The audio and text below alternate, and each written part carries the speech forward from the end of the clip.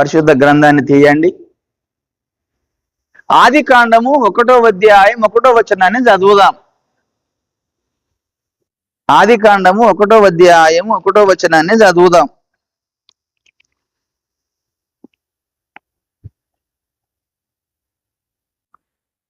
ఆది కాండము 1వ అధ్యాయం 1వ వచనాన్ని చదువుదాం. ఆది యందు దేవుడు భూమి ఆకాశములను సృజించెను.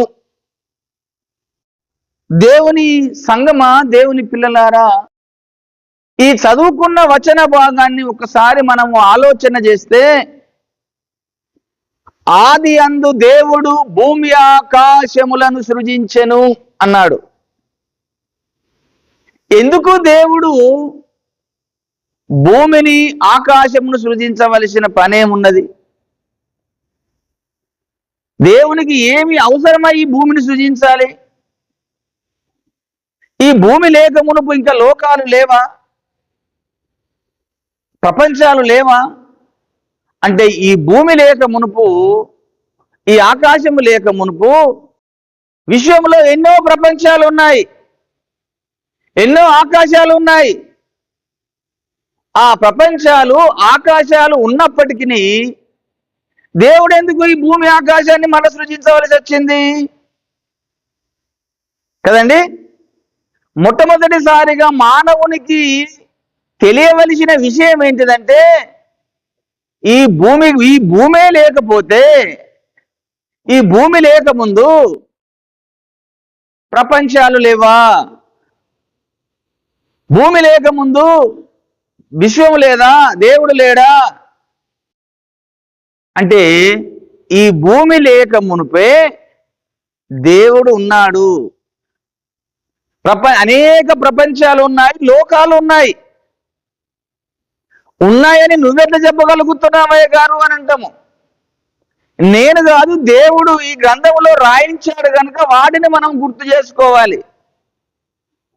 మనము సొంతముగా మనం ఏమి చెప్పలేము కనుక దేవుని గ్రంథంలో ఏమేమి సృజించాడో అవన్నీ కూడా ఇందులో ఉన్నాయి కనుక వాటిని చూసి మనము చెప్పగలుగుతున్నాము.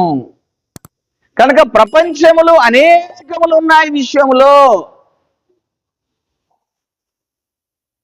ఆ ప్రపంచములు ఏ విధంగా నిర్మాణమయ్యాయో ఎబ్రీ పత్రిక 1వ అధ్యాయం 1వ వచనాన్ని మనం మొదట ఆరంభం చూద్దాం ఒకసారి.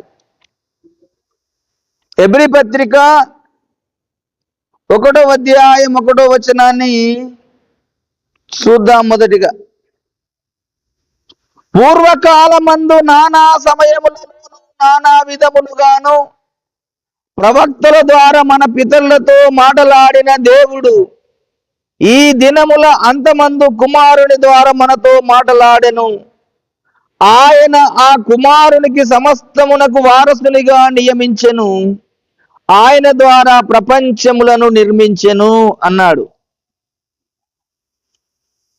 ఆయన ద్వారా ప్రపంచములను నిర్మించిండట. ఈ ఎన్ని ప్రపంచాలు ఉన్నాయో విశ్వములో మనకు తెలియదు. ఆ ప్రపంచములను ఏ విధంగా నిర్మించాడు అని అంటే ఇదే ఎబ్రీ పత్రిక 11వ అధ్యాయం 3వ వచనంలో ఒక్కసారి చూద్దాం. మళ్ళీ ఎబ్రీ పత్రిక 11:3 ఒక్కసారి చూద్దాం. మళ్ళీ 3వ వచనం. ప్రపంచములు దేవుని వాక్యము వలన నిర్మాణమైనవనియు అందును బట్టి దృశ్యమైనవి కనబడేడు పదార్థములచే నిర్మించబడలేదనియు విశ్వాసము చేత గ్రహించుకొనుచున్నాము. దేవునికి స్తోత్రము కలుగును గాక. ఈ ప్రపంచములు అనేటివి దేవుని వాక్యము వలన నిర్మాణమైనవనియు అన్నాడు.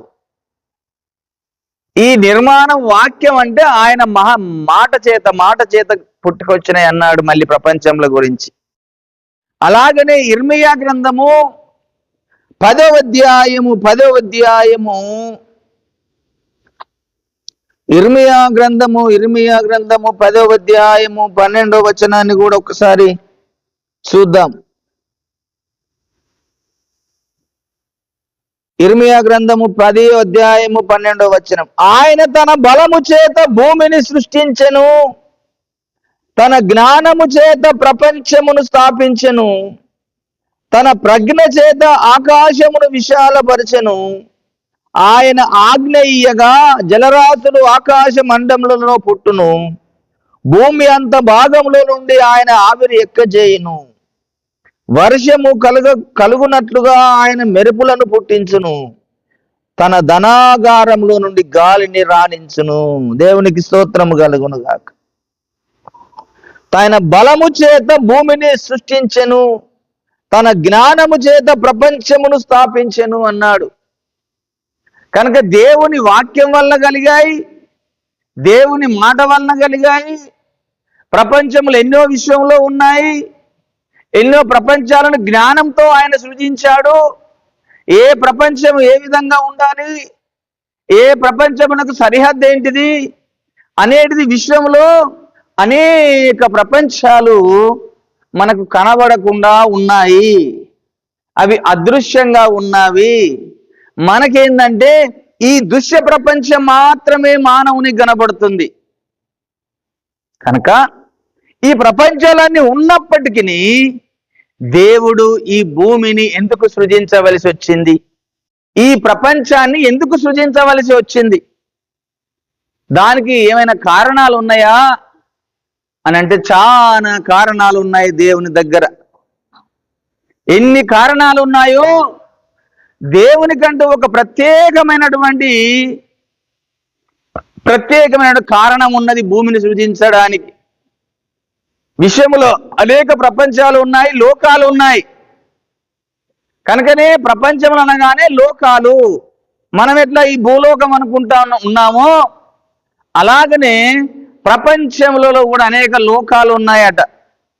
ఆ లోకాల గురించి చెప్తూ ప్రకటన గ్రంథము 12వ అధ్యాయము 9వ వచనంలో ఆ లోకాల గురించి చెప్పుతూ సాతాను గురించి మాట్లాడుతున్నాడు దేవుడు.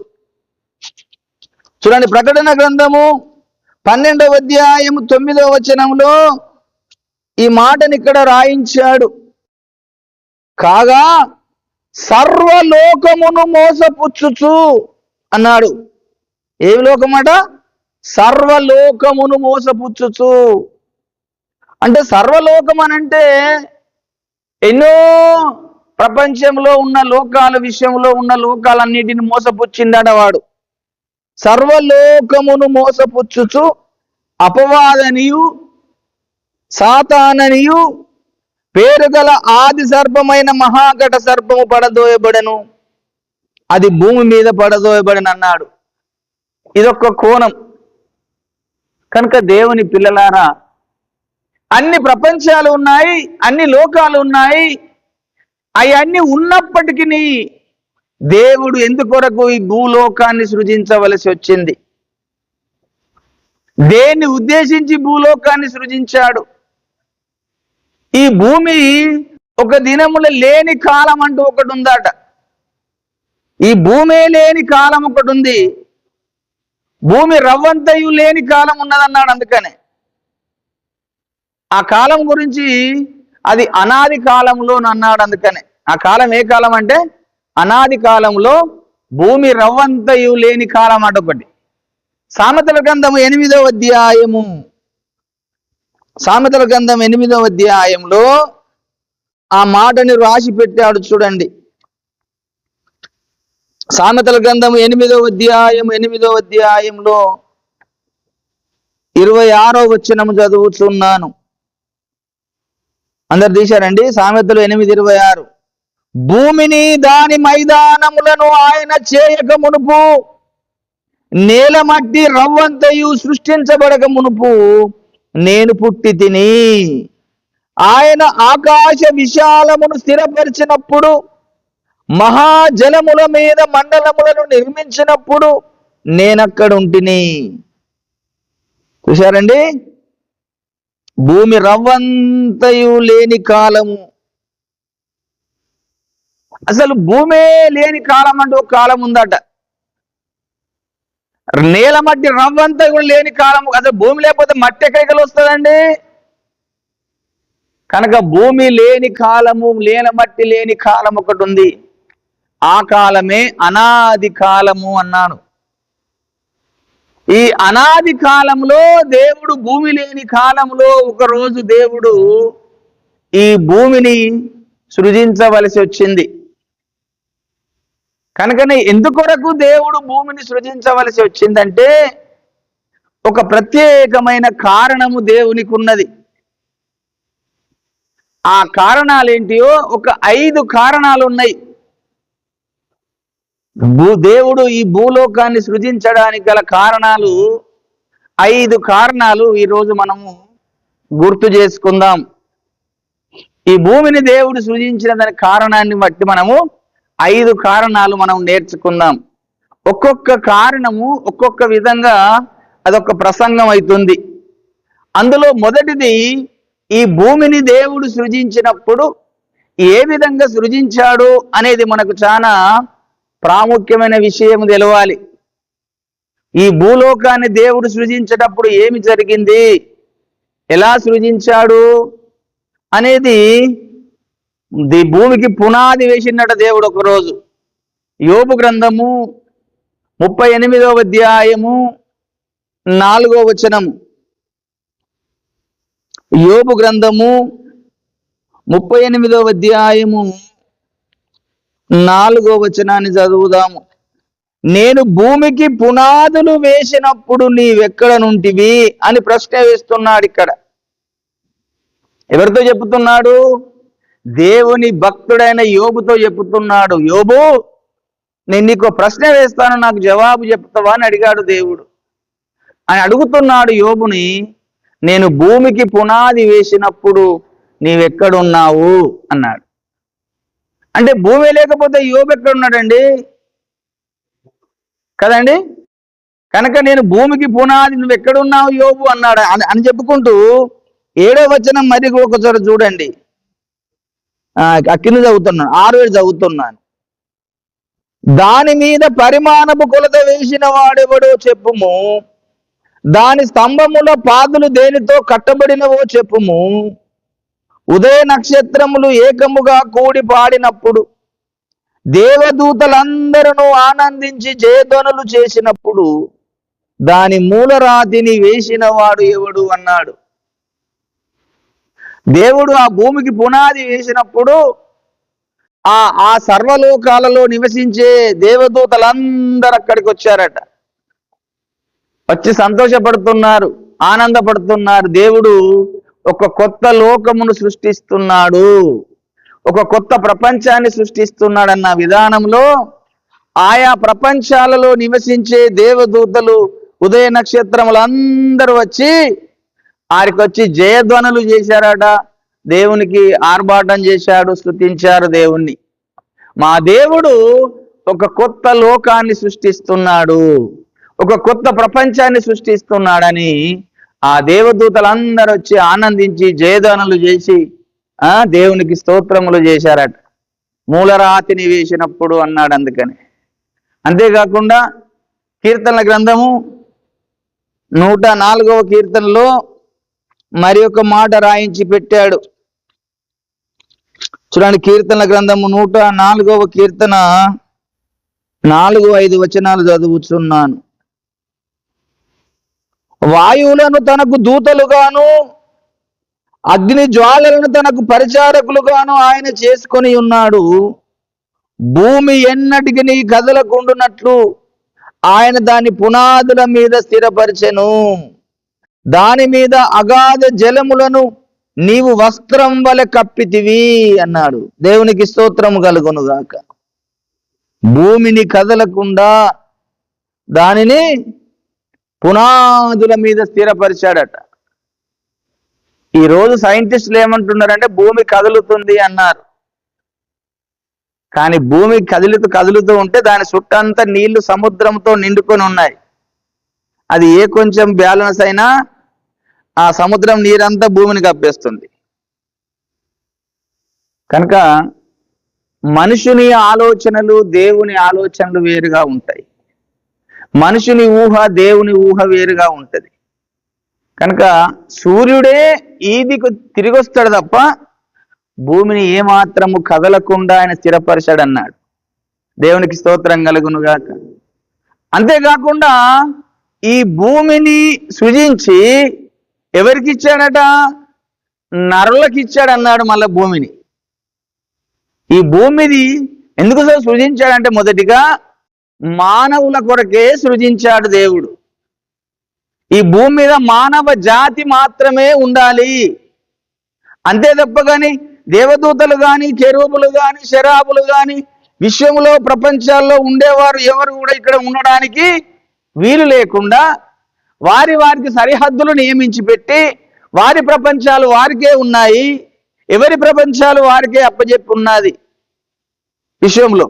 కనుకనే ఈ భూమిని సృజించి ఆయన నరులకిచ్చాడు అన్నాడు. దేవునికి స్తోత్రం కలుగును గాక. 115వ కీర్తన 16వ వచనం చూద్దాం. 115వ కీర్తన 16వ వచనం 15 నుండి చదువుతున్నాను. భూమి ఆకాశములను సృజించిన యెహోవా చేత మీరు ఆశీర్వదించబడినారు. ఆకాశములు యెహోవా వశము, భూమిని ఆయన నరులకిచ్చి ఉన్నాడు. దేవునికి స్తోత్రం కలుగునుగా. భూమిని ఆయన నరులకిచ్చి ఉన్నాడు అంటే కేవలము భూమిని దేని కొరకు సృజించాడంటే నరులు అనేటువంటి వారిని నేను సృజించబోతున్నాను. భూమి మీద ఒక కొత్త సృష్టి చేయబోతున్నాను, ఒక కొత్త ప్రపంచాన్ని సృజించబోతున్నాను. ఈ భూగ్రహం అనే ప్రపంచాన్ని సృష్టించి ఆ భూమి మీద మానవ జాతిని సృష్టించి ఆ మానవ జాతికి నేను ఈ భూగ్రహాన్ని అప్పచెప్పుతాను అనుకున్నాడు దేవుడు. అంతవరకు విశ్వంలో ఎక్కడ కూడా మానవ జాతి అనేది లేదు. కెరూబులు ఉన్నారు, శరాబులు, రకరకాల విశ్వంలో నివసించే నివాసులు ఉన్నారట. ఆ ప్రపంచంలో అనేక కోట్ల కొద్ది దేవదూతలు ఉన్నారు, కెరూబులు ఉన్నారు, శరాబులు ఉన్నారు, మహాదూతలు ఉన్నారు. ఆ ప్రపంచాలలో ఉండే నివాసులు ఆ ప్రపంచాల్లోనే ఉన్నారు. కానీ ఈ భూమి మీద ఉండేటువంటి మనుషులను సృజించడం కొరకు, మానవ జాతిని సృజించడం కొరకు దేవుడు ఈ భూమిని సృజించి ఈ భూమిని మానవులకు ఇచ్చాడండి. దేవునికి స్తోత్రం కలుగును గాక. ఈ భూమి మీదికి ఎవరు వచ్చినా మానవుడుగానే రావాలి. ఈ భూమి మీద ఎవరు ఉన్నా మనుషులుగానే ఉండాలి, అంతే తప్ప కానీ భూమి మీద దేవతలు అనేది ఉండడానికి వీలు లేదన్నాడు. అందుకని ఇది ఎందుకు ఇచ్చాడు దేవుడు మనకు? కేవలము మానవ జాతి కొరకే, మనుషుల కొరకే ఈ భూమిని సృజించి మనుషులకు ఇచ్చాడు, మానవులకు ఇచ్చాడు. కనుక మానవుడు అనేవాడు ఈ భూమి మీద నివాసం చేయడం కొరకు, ఆ మానవుని కొరకు కావలసినటువంటి వసతులన్నీ కూడా ముందుగానే ఆయన కల్పించి పెట్టాడు, అన్ని కల్పించి పెట్టాడు. ఎందుకంటే మానవునికి ఏది అవసరమై ఉన్నదో ఆ అవసరమునకు తీర్చడం కొరకు దేవుడు అన్నింటినీ సృజించాడు. భూమి మీద మానవుడు సృజించబడక మునిపే మనుషుడు బ్రతకడానికి గాలి కావాలి, గాలిని సృజించాడు. నీరు కావాలి, నీరుని సృజించాడు. నివాసం భూమి మనకు వచ్చేసింది, దీనికి సరిహద్దు ఆకాశం కావాలి, ఆ ఆకాశంలో ఉండి వెలుగు కావాలి మనుషునికి. కనుక సూర్యచంద్ర నక్షత్రాలు సృజించుకుంటూ వచ్చాడు కదండి.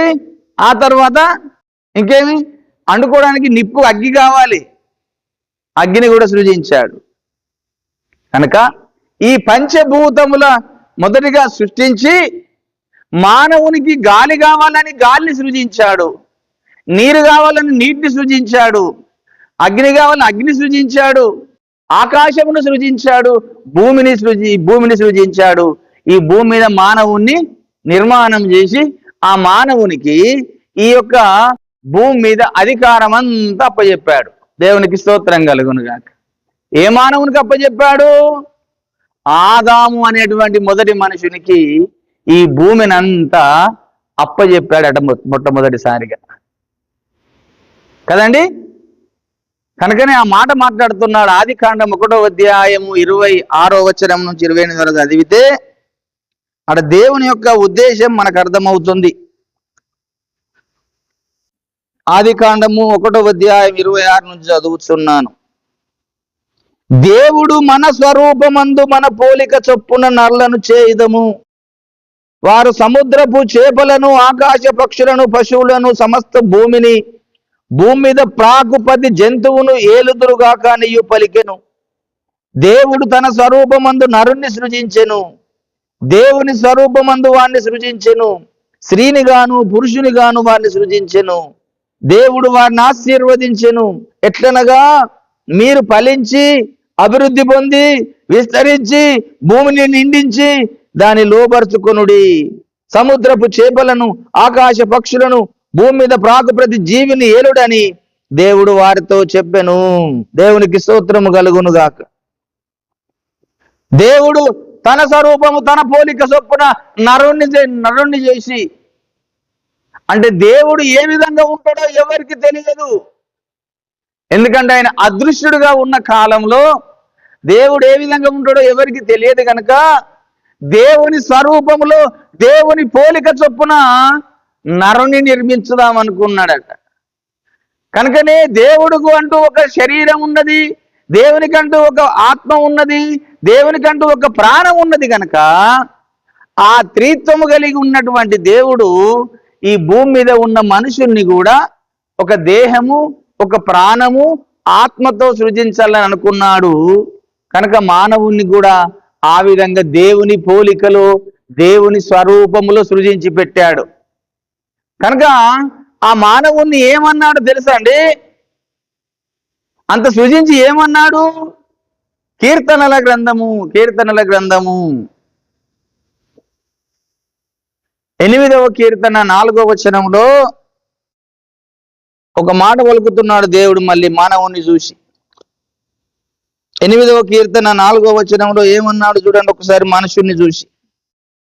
నీవు మనుషుణ్ణి జ్ఞాపకము చేసుకొనుటకు వాడే పాటివాడు, నీవు నరపుత్రుణ్ణి దర్శించుటకు వాడే పాటివాడు, దేవుని కంటే వాణ్ణి కొంచెము తక్కువ వానిగా చేసి ఉన్నావు, మహిమ ప్రభావముతో వాని కిరీటము ధరింపజేసి ఉన్నావు, నీ చేతి పనుల మీద వానికి అధికారం ఇచ్చి ఉన్నావు అన్నాడు.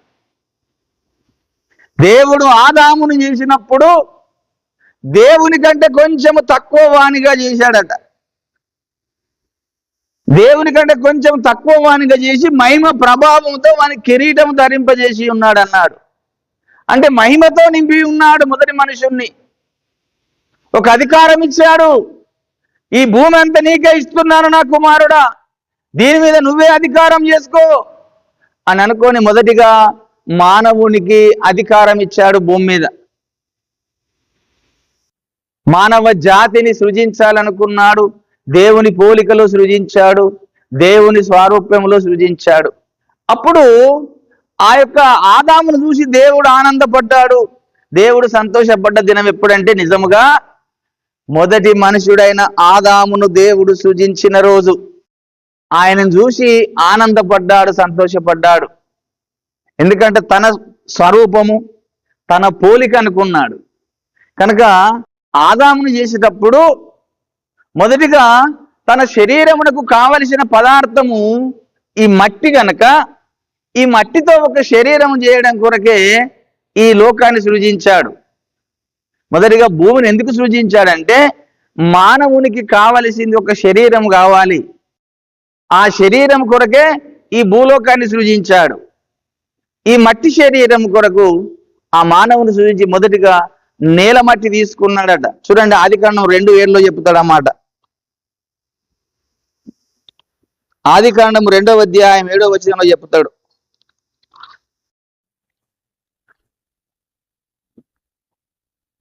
దేవుడైన యెహోవా నేల మట్టితో నరుని నిర్మించి వాని నాసికా రంధ్రములలో జీవవాయువును ఊదగా నరుడు జీవాత్మాయను అన్నాడు. నేల మట్టిని తీసుకున్నాడు అంటే అర్థం ఏంటిది? మనుషునికి కావలసింది ఈ యొక్క శరీరము కావాలి. ఆ శరీరము తయారు కావాలనంటే ఈ నశించిపోయే శరీరం కావాలి. మళ్ళీ ఈ నశించిపోయే శరీరం అంటే రక్త మాంసములతో ఉండేటువంటి శరీరం. రక్త మాంసములు లేని శరీరము కూడా ఉంటది, దానికి వాడే పదార్థం వేరు మళ్ళీ. కనుక ఆ నేల మట్టితో నరుని నిర్మించి వాని నాసికా రంధ్రములలో జీవవాయువును ఊదగా నరుడు జీవాత్మాయను అన్నాడు. కనుక మొదటి మనుషుడు జీవ ఆత్మగా అన్నాడా, శరీరం అన్నాడా? జీవాత్మాయను అన్నాడు. అంటే దేవుని స్వరూపములో, దేవుని పోలికలో ఆత్మగా సృజించబడ్డాడు. కనుక దేవుణ్ణి మనం అర్థం కావాలంటే మనుషుడు అర్థం కావాలి. కనుకనే దేవుడు అక్కడక్కడ ప్రత్యక్షమైనప్పుడు దేవుని గురించి ఎవరు చూడలేదు కనుక ఆయన అక్కడక్కడ ఏమని పోల్చాడో దేవుడు అంటే వాక్యమై ఉన్న దేవుడు అన్నాడు. అందుకని దేవునికి ఏం పేరాట? వాక్యమై ఉన్న దేవుడు అన్నాడు. తర్వాత జీవమై ఉన్న దేవుడు అన్నాడు. వాక్యమై ఉన్న దేవుడు, జీవమై ఉన్న దేవుడు, ఆత్మయై ఉన్న దేవుడు అన్నాడు. దేవుడు ఎలా ఉన్నాడు? ఆత్మయై ఉన్నాడు అన్నాడు కదండి. అందుకే రాసుకున్నాం, దేవుడు ఆత్మ కనుక ఆయన ఆరాధించువారు ఆత్మతో సత్యముతో ఆరాధించుడి అన్నాం. ఆయనలో జీవం ఉండెను, ఆ జీవం మనుషులకు వెలుగై ఉండెను అన్నాడు. ఆది అందు వాక్యం ఉండెను, వాక్యము దేవుని యొద్ద ఉండెను, వాక్యము దేవుడై ఉండెను అన్నాడు. అంటే వాక్యమే దేవుడు, ఆ వాక్యంలో జీవం ఉండెను, జీవమై ఉన్న దేవుడు, ఆత్మయై ఉన్న దేవుడు. కనుక దేవుడు ఒక్కొక్క తరంలో, ఒక్కొక్క కాలంలో, ఒక్కొక్క వ్యక్తికి ప్రత్యక్షపరచబడ్డప్పుడు ఆ విధంగా కనబడుతూ వచ్చాడు. కనుక ఆయన స్వరూపము ఎవరికి కనబడకుండా ఉంది. కనుకనే ఆయన స్వరూపము మనకు కనబడాలంటే తన పోలికలో మన భూమి మీద మొదటిగా మానవుని నిర్మాణం చేశాడు. ఈ నిర్మాణం చేసినప్పుడు చూసి ఆదామును చూసి సంతోషపడ్డాడు. నా పోలికలో నేనొక కుమారుణ్ణి కన్నాను అనుకుంటాడు కదండి. అలాగనే దేవుడు ఆ విధముగా భూమి మీద మానవ జాతిని సృజించాలని అనుకున్నటువంటి కారణం మొదటిది. ఈ మానవుడిని సృజించిన తర్వాత ఈ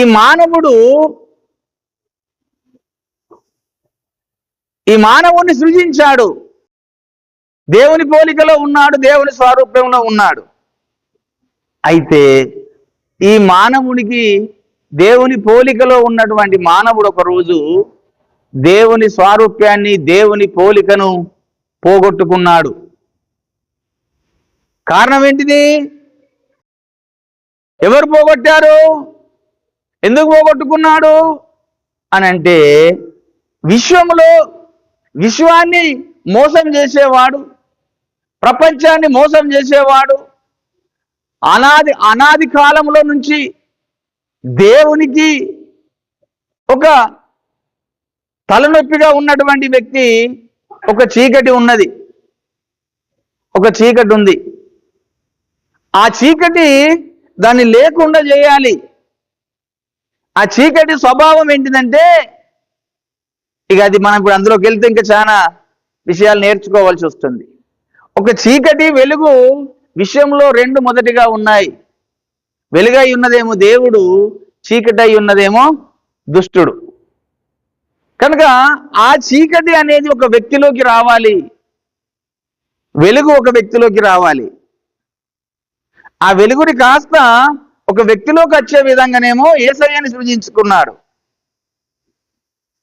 ఆ చీకటి ఒక వ్యక్తిలోకి రావడం కొరకే ఒక కెరూబును సృజించాడు.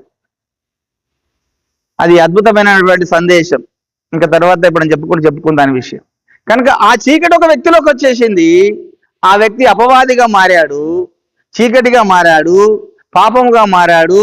ఆ పాపముగా మారిన వ్యక్తి విశ్వ ప్రపంచములన్నింటిని మోసం చేస్తూ వచ్చాడు. కనుక వారిని మోసం చేయాలి, వారి మోసం చేసిన వారిని లేకుండా చేయాలన్న ఉద్దేశం కొద్దే దేవుడు ఈ భూగ్రహాన్ని సృజించాడు. ఏది జరిగినా ఈ భూగ్రహం మీదనే దేవుని యొక్క ప్రత్యేకమైన ప్రణాళిక ఉంది. కారణం ఏంటిదంటే, ఈ భూగ్రహము విశ్వంలో ఉన్న ప్రపంచాలన్నింటిలోకెల్లా ఒక నట్ట నడుమ కేంద్ర బిందువుగా ఉందట. దేవునికి స్తోత్రం కలుగునుగాక. ఇప్పుడైతే భూలోకం అయితే ఏ విధంగా ప్రపంచంలో ఈ భూగ్రహం మీద ఉన్నటువంటి ఈ భూమధ్యపురంలో ఉన్నటువంటి యెరూషలేము ఏ విధంగా సెంటర్ పాయింట్ గా ఉందో, కేంద్ర బిందంగా ఉందో, విశ్వంలో కూడా అన్ని ప్రపంచాల్లోకెల్లా ఈ యొక్క భూగ్రహం అనే ప్రపంచము సెంటర్ పాయింట్గా ఉంది, కేంద్ర బిందువుగా ఉంది. అక్కడ వాని పతనం చేస్తే ఇంకా విశ్వలోకాల్లో ఉన్నటువంటి మోసం చేసిన వారందరికీ కూడా ఆ విశ్వ రహస్యం తెలిసిపోతుందన్న ఉద్దేశం కొద్దీ ఈ భూగ్రహాన్ని ఆయన సృజించాడు. సాతానుని పతనం చేయడం కొరకు, సాతానుని లేకుండా చేయడం కొరకు ఈ యొక్క భూగ్రహాన్ని దేవుడు సృజించాడు. ఎందుకు అంటే రెండు కోణాలు, ఇది రెండవ కారణం గుర్తుంచుకోనండి. సాతానుని పూర్తిగా భూమి మీద నుంచి నశింపజేయాలని. కనుకనే యేసు ప్రభు ఈ లోకానికి వచ్చినప్పుడు ఆ యొక్క శిలువ మీద ఆయన మరణించినప్పుడు పలికిన మాట ఏంటిదో ఒకసారి మనం చూస్తే మనకు అర్థమైపోతుంది. హెబ్రీ పత్రిక 2వ అధ్యాయం 14వ వచనంలో ఆ వాక్య భాగం మనకు కనబడుతుంది. హెబ్రీ పత్రిక 2వ అధ్యాయం 14వ వచనంలో,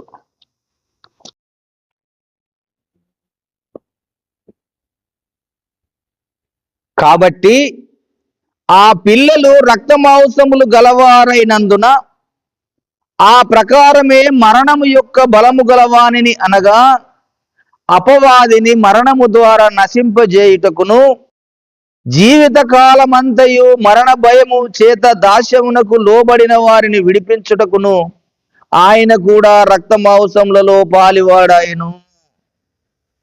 ఎలయనగా ఆయన ఎంత మాత్రమును దేవదూతల స్వభావమును ధరించుకొనక అబ్రహాము సంతానము స్వభావమును ధరించుకొని ఉన్నాడు. దేవునికి స్తోత్రము కలుగును గాక. దేవదూతల స్వభావంగా ఒకప్పుడున్నాడు పరలోకంలో ఉన్నప్పుడు. ఈ భూమి మీదకి వచ్చినప్పుడు మాత్రము మానవుడుగానే వచ్చాడు, మనుషుడుగానే వచ్చాడు, మనుషుడుగానే ఆయన జీవించాడు. మరణము యొక్క బలము గలవానిని అనగా అపవాదిని మరణము ద్వారా నశింపజేయాలని ఆయన ఈ భూమి మీదకి వచ్చాడు. విశ్వ ప్రపంచాలలో ఉన్నటువంటి అనేకులను వాడు పాడు చేసి, అనేకులను వాడు పాపములో పడేసి అనేకులను దేవునికి దూరం చేస్తూ వస్తున్నాడు ప్రపంచాలన్నిటిలో నుంచి. అదేవిధంగా ఈ భూలోకంలోకి వాడు పడదోయబడ్డ తర్వాత కూడా ఈ భూమి మీద ఉన్న మానవ జాతిని పూర్తిగా లేకుండా చేయాలని, పాపములో పడేయాలని వాడు కూడా మానవ జాతిని పాపములో పడేశాడు. ఎందుకు పాపంలో పడేయవలసి వచ్చింది అంటే, పాపములో పడిపోయిన ప్రతి మనుషునికి పరలోక రాజ్యంలో ఉండే అధికారము లేదు, దేవుని రాజ్యంలో ఉండే అధికారము లేదు. కనుక విశ్వంలో దేవుని కుమారుడైనటువంటి యేసు ప్రభుకు ఒక వివాహం జరగాలండి, ఒక వివాహం జరగాలి. ఆ వివాహం జరగాలంటే అది కూడా ఆయన స్వరూపములో పోలికలో ఉన్నటువంటి తత్వము కలిగిన వ్యక్తులకే భార్య కావాలి తప్ప ఆ ప్రపంచ లోకాలలో ఉండేటువంటి వారెవరిని కూడా ఆయన వివాహం చేసుకోలేడు. ఎందుకంటే దేవుడు త్రిత్వమై ఉన్నట్టుగా త్రిత్వము కలిగిన వ్యక్తులనే ఆయనకు భార్యగా ఉండాలట. తండ్రి అయిన దేవుని యొక్క ఆశ అది. ఆ ఆశ ఏంటిదనంటే, ఈ భూగ్రహాన్ని సృజించి ఈ భూగ్రహం మీద ఉన్న మనుషుల్లో నుంచి కొంతమంది నా కుమారునితో యుగ యుగాలు జీవించే ప్రపంచంలో ఉండాలనే ప్రజలు ఉండాలనే ఉద్దేశంతోనే దేవుడు ఈ భూమిని మానవ జాతిని సృజిస్తూ వచ్చాడు. కనుక దేవునికి అంటూ ఒక జనాంగం కావాలి, దేవునితో యుగ యుగాలు ఉండే జనాంగం కావాలి.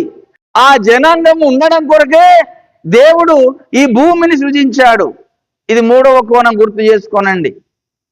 ఒక జనాంగముగా యుగ యుగాలు దేవునితో పాటు ఆయన దేవుని రాజ్యంలో యుగ యుగాలు ఉండే అటువంటి వారు అవసరమై ఉన్నది కనుక అది కేవలం ఈ మానవ జాతిలో నుంచే ఆయన దగ్గర ఉండడం కొరకు దేవుడి భూలోకాన్ని సృజించాడు. దానికి ఒక వచన భాగం చూడండి. ఎఫెసీ పత్రిక 1వ అధ్యాయం 4వ వచనంలో ఆ మాట మనకు కనబడుతుంది.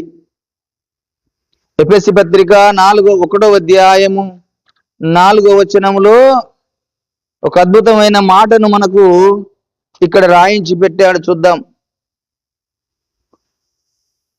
ఎట్లా అనగా తన ప్రియుని యందు తాను ఉచితముగా మనకు అనుగ్రహించిన తన కృపా మహిమకు కీర్తి కలుగునట్లు తన చిత్త ప్రకారమైన దయా సంకల్పము చొప్పున యేసుక్రీస్తు ద్వారా తనకు కుమారులుగా స్వీకరించుటకై మనలను ముందుగా తన కోసము నిర్ణయించుకొని మనము తన ఎదుట పరిశుద్ధులముగాను నిర్దోషులమై ఉండవలెనని జగత్తు పునాది వేయబడక మునిపే ప్రేమ చేత ఆయన క్రీస్తులో మనలను ఏర్పరచుకొనెను.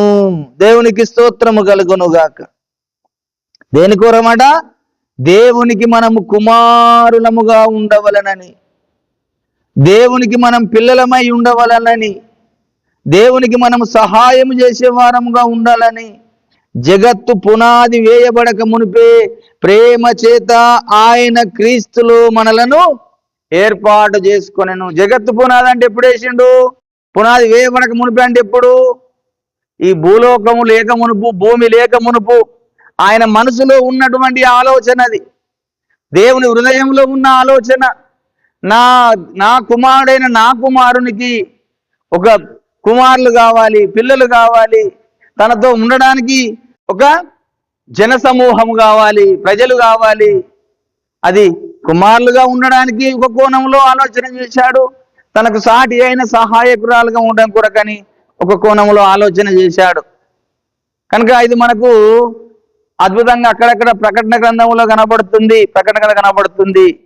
దేవునికి మనము భార్యగా, కుమారులుగా ఉండాలని, తన పట్టణములో నివాసంతో నిండుకొని ఉండాలని, యుగయుగాలు దేవునితో ఉండాలని ఉద్దేశంతో దేవుడు భూమిని సృజించి మానవ జాతిని సృజించాడు. ఇది మూడవ కోణం. మొదటి కోణం ఏంటిది? మా భూమి ఎందుకు సృజించాడు? మానవ జాతి ఉండాలని. రెండవ కోణం ఏంటిది?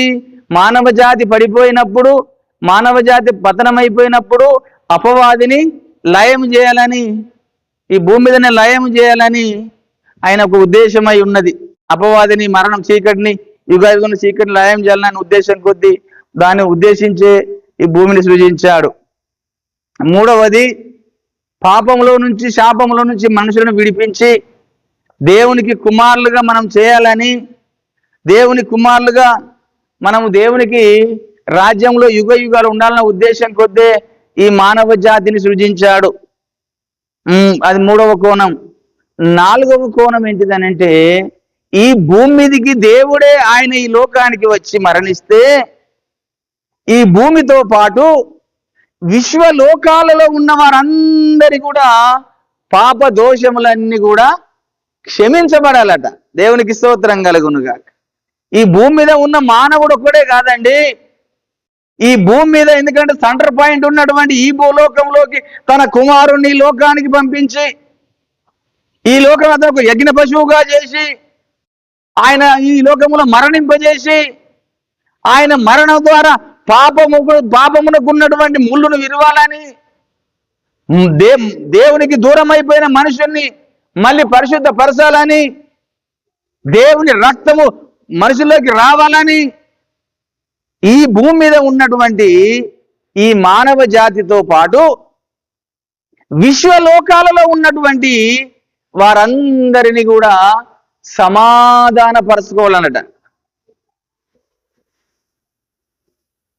సమాధానపరచుకోవాలన్న ఉద్దేశం కొద్దీ దేవుడు ఈ భూమి మీద మానవ జాతిని సృజించాడు.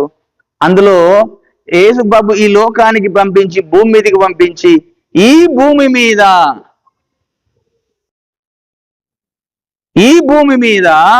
ఆయన మరణించవలసి ఉన్నది. ఈ భూమి మీద మరణించి ఆయన రక్తము భూమి మీద చిందించబడాలనే ఉద్దేశం కొద్దే దేవుడు భూలోకాన్ని సృజించాడు. భూమి మీద రక్తము చిందించబడాలి. ఆ రక్తం ద్వారా విశ్వలోకాలలో ఉన్నటువంటి వారందరికీ కూడా, దేవునికి దూరమైన పోయిన వారందరినీ దేవునికి సమాధానపరచుకోవాలని ఉద్దేశం కలిగి ఈ భూమిని సృజించాడు. ఆయన ఈ భూమి మీదకి పంపించాడు. కొలసి పత్రిక 1వ అధ్యాయము చూద్దాం. కొలసి పత్రిక 1వ అధ్యాయంలో ఎంత చక్కగా రాశాడో చూడ పరిశుద్ధాత్మ దేవుడు. 15వ వచనం చదువుతున్నాను. 1వ అధ్యాయం 15 చదువుతున్నాను. ఆయన అదృశ్య దేవుని స్వరూపి అయి సర్వ సృష్టికి ఆది సంభూతుడై ఉండెను. ఏలయనగా ఆకాశమందున్నవియు భూమి అందున్నవియు దృశ్యమైనవి గాని అదృశ్యమైనవి గాని అవి సింహాసనములైనను ప్రభుత్వములైనను ప్రధానులైనను అధికారములైనను సర్వమును ఆయన యందు సృజించబడెను. సర్వమును ఆయన ద్వారాను ఆయనను బట్టి సృజించబడెను. ఆయన అన్నింటికంటే ముందుగా ఉన్నవాడు.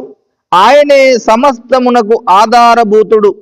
సంఘము తన శరీరమునకు ఆయనే శిరస్సు. ఆయనకు అన్నింటిలో ప్రాముఖ్యము కలుగు నిమిత్తము ఆయన ఆది అయ్యుండి మృతులలో నుండి లేచుటలో ఆది సంభూతుడాయను. ఆయన యందు 19వ వచనం, ఆయన యందు సర్వ పరిపూర్ణత నివసించవలననియు ఆయన సిల్వర్ రక్తము చేత సంధి చేసి ఆయన ద్వారా సమస్తమును, అవి భూలోకమందున్నవైనను పరలోకమందున్నవైనను వాటినన్నింటినీ ఆయన ద్వారా తనతో సమాధాన పరచుకొనవలననియు తండ్రి అభిష్టమాయను. దేవునికి స్తోత్రము కలుగునుగాక.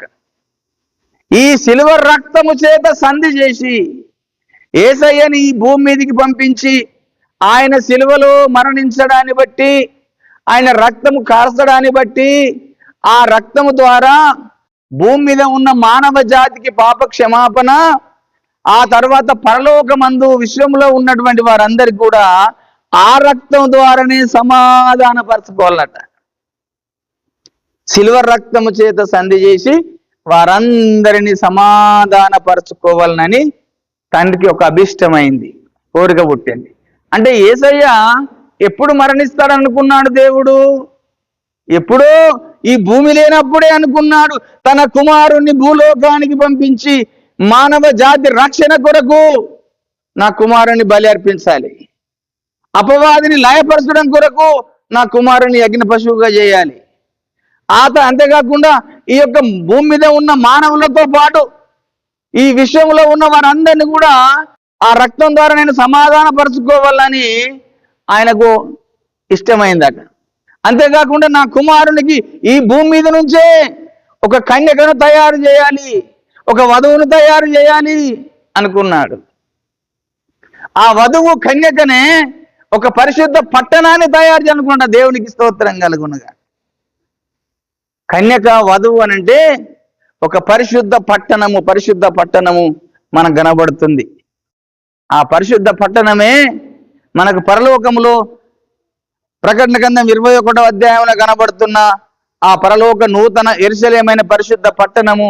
దానికి 12 గుమ్మములు 12 పునాదులు ఉన్నాయన్నాడు.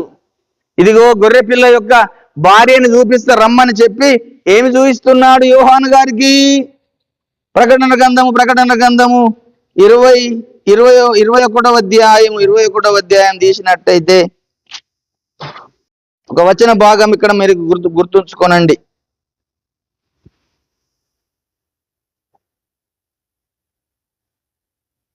10వ వచనం చదువుతున్నాను, లేదా 9 చదువుతున్నాను.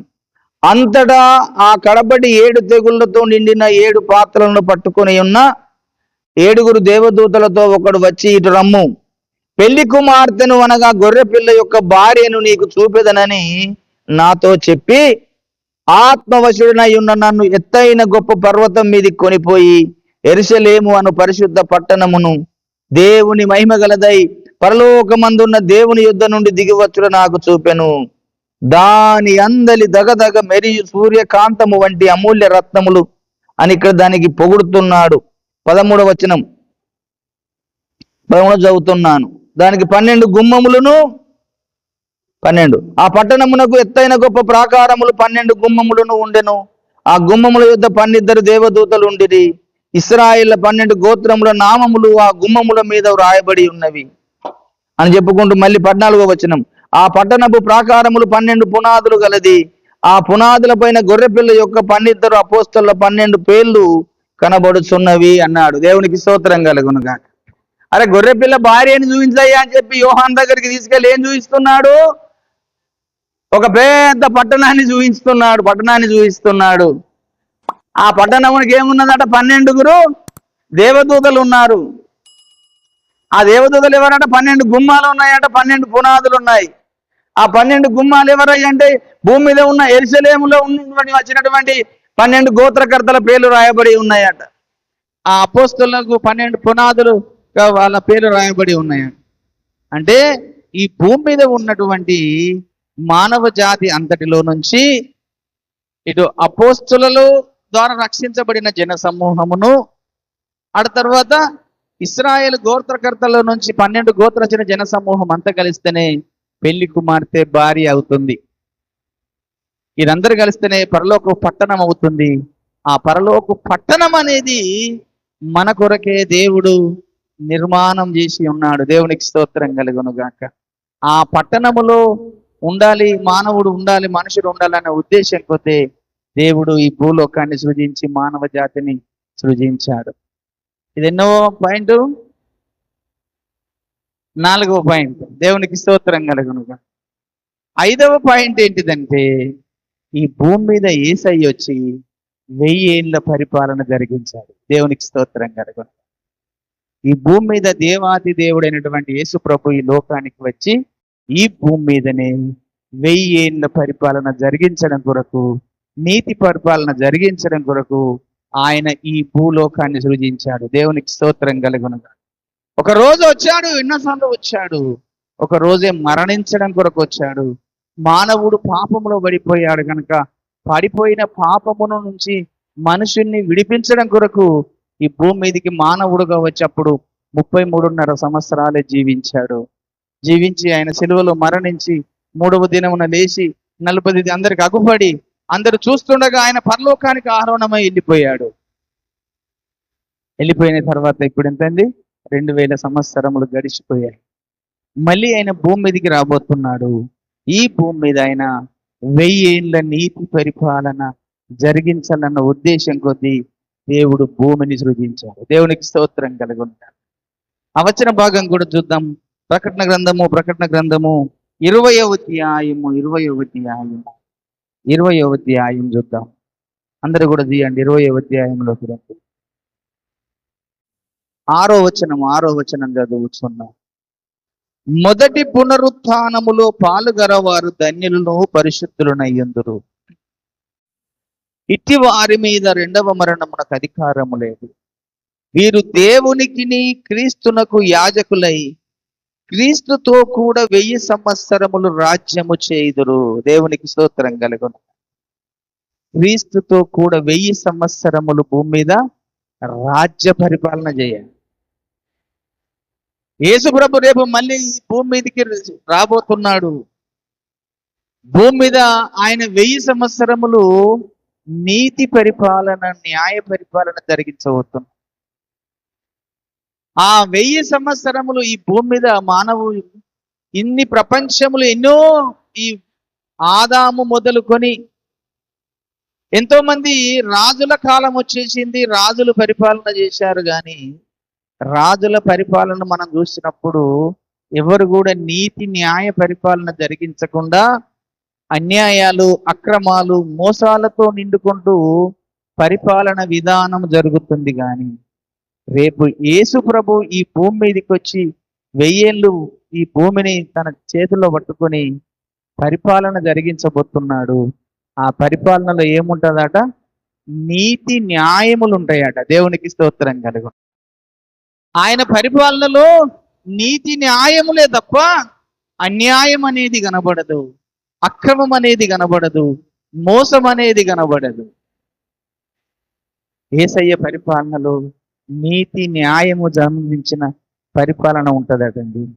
ఒకసారి రోమపత్రిక 14:17లో ఒక మాట ఏం రాశాడు పరిశుద్ధాత్మ దేవుడు పౌలు గారి ద్వారా అనేది ఒకసారి అక్కడ చూద్దామండి. రోమపత్రిక 14వ అధ్యాయము 17వ వచనం అనుకుంటాను. చూడండి ఒకసారి. దేవుని రాజ్యము భోజనములను పానములను కాదు గాని నీతియు సమాధానమును పరిశుద్ధాత్మ యందలి ఆనందమునై ఉన్నది. దేవునికి స్తోత్రం కలుగునుగాక. ఈ విషయమందు క్రీస్తునకు దాసుడైన వాడు దేవునికి ఇష్టుడును, మనుషుల దృష్టికి యోగ్యుడునై ఉండడు. కాబట్టి సమాధానమును పరస్పర క్షేమాభివృద్ధియు కలుగజేసిన వాడు ఆసక్తితో అనుసంతము. భోజనము కాదండి దేవుని యొక్క రాజ్య పరిపాలన. ఈరోజు ఈ చేస్తున్న పరిపాలకులందరూ పరిపాలిస్తున్న పరిపాలన విధానం ఏంటిదంటే తిందుమా తాగుదుమా సుఖించుదుమా అనేటువంటి కోణాలలోనే పరిపాలన విధానం జరుగుతుంది. కానీ యేసయ్య భూమి మీద 1000 ఏళ్ల పరిపాలన జరిగించే కాలానికి చెప్పిన మాట ఏంటిదంటే దేవుని రాజ్యము భోజనమును పానమును కాదు గాని నీతియు సమాధానమును పరిశుద్ధాత్మ యందలి ఆనందమునై ఉన్నది అన్న. దేవునికి స్తోత్రం కలుగును. దీని విషయమై యేసుప్రభు ఒక రోజు ఈ లోకంలో ఉండగా ఆయన ఒక ప్రశ్న వేశారు అందరు వచ్చి, అయ్యా దేవుని రాజ్యం ఎప్పుడు వస్తుంది, దేవుని రాజ్యం ఎక్కడుందని అడిగారు కదండి. అడిగినప్పుడు ఏం చెప్పాడు ప్రభు? దేవుని రాజ్యం అన్నది ప్రత్యేకంగా రాదండి, దేవుని రాజ్యము మీ మధ్యనే ఉన్నది అన్నాడు. దేవునికి స్తోత్రం కలుగును. దేవుని రాజ్యం ఎక్కడుందట? మీ మధ్యలోనే ఉన్నది దేవుని రాజ్యం అన్నాడు. ఆ వచన భాగాన్ని చూడండి, లూకా సువార్త 17వ అధ్యాయము 17వ వచనములో యేసు ప్రభు ఏమి చెప్పాడో ఆ వచన భాగాన్ని కూడా మీకు గుర్తు చేస్తున్నాను. లూకా సువార్త 17వ అధ్యాయం 17వ వచనములో, లూకా సువార్త 17:20, దేవుని రాజ్యం ఎప్పుడు వచ్చునని పరిసయ్యులు ఆయన అడిగినప్పుడు ఆయన దేవుని రాజ్యము ప్రత్యేకముగా రాదు, ఎందుకనగా ఇదిగో దేవుని రాజ్యము మీ మధ్యనే ఉన్నది కనుక ఇదిగో ఇక్కడనని అదిగో అక్కడనని చెప్పి వీలు పడేది వారికి ఉత్తరం ఇచ్చెను. దేవుని రాజ్యం ఎక్కడుందట? ఇక్కడనే ఉన్నది, మీ మధ్యనే ఉన్నది అన్నాడు. అంటే ఎవరు? ఈ రాజ్యానికి నేనేనయ్యా దేవుని రాజ్యానికి వారసుడని చెప్పుకున్నాడు. అదే మాట ప్రకటన గ్రంథం 11వ అధ్యాయంలో మరి యొక్క మాటని కూడా ఇక్కడ రాయించి పెట్టాడు యోహాను గారి ద్వారా దేవుడు. ఆ వచన భాగాన్ని కూడా చూద్దాం. ప్రకటన గ్రంథము 11వ అధ్యాయము చూశారండి. 15వ వచనం, ఈ 7వ దూత బూర ఊదినప్పుడు పరలోకములో గొప్ప శబ్దములు పుట్టెను. ఈ శబ్దములు ఈ లోక రాజ్యము మన ప్రభువు రాజ్యమును ఆయన క్రీస్తు రాజ్యమును ఆయన యుగ యుగముల వరకు ఏలుననెను. దేవునికి స్తోత్రం కలుగునుగా. క్రీస్తు రాజ్యము, దేవుని రాజ్యము, యేసయ్య రాజ్యము ఈ భూమి మీద 1000 ఏళ్ల నీతి పరిపాలన జరిగించడం కొరకు యేసయ్య ఈ భూమిని సృజించారు. ఈ భూమి మీద దేవునితో పాటు దేవుని రాజ్యము ప్రజలు చూడాలి. ఇన్ని రోజులు పరిపాలించే పరిపాలకుల పరిపాలన విధానం చూసి దేవుని రాజ్య పరిపాలన విధానం చూసినప్పుడు అందరూ ఆశ్చర్యపోయే విధంగా నీతి ఉంటది, సమాధానం ఉంటది, పరిశుద్ధాత్మ యందలి ఆనందము ఉంటది తప్ప దేవుని రాజ్యంలో ఇంకా అక్రమం ఉండది, అన్యాయం ఉండది, మోసం ఉండది, పాపం ఉండది. అసలు పాపమునకు చోటు లేని రాజ్యమే క్రీస్తు రాజ్యము. దేవునికి స్తోత్రం కలుగును. పాపం అనేది లేకుండా పూర్తిగా తుడిచివేయబడుతుంది. కారణం ఏంటిదంటే పాపము చేయించే వాడిని బంధించి అగాధములో 1000 సంవత్సరములు యేసయ్య వేశాడు.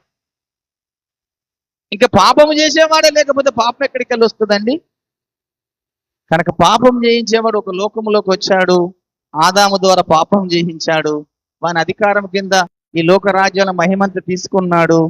ఆ లోక రాజ్యంలో మహిమంత వాని వశంలో పెట్టుకొని వాడి పరిపాలన విధానం చేశాడు. యేసయ్య భూమి మీదకి వచ్చాడు, నరవతారిగా వచ్చాడు.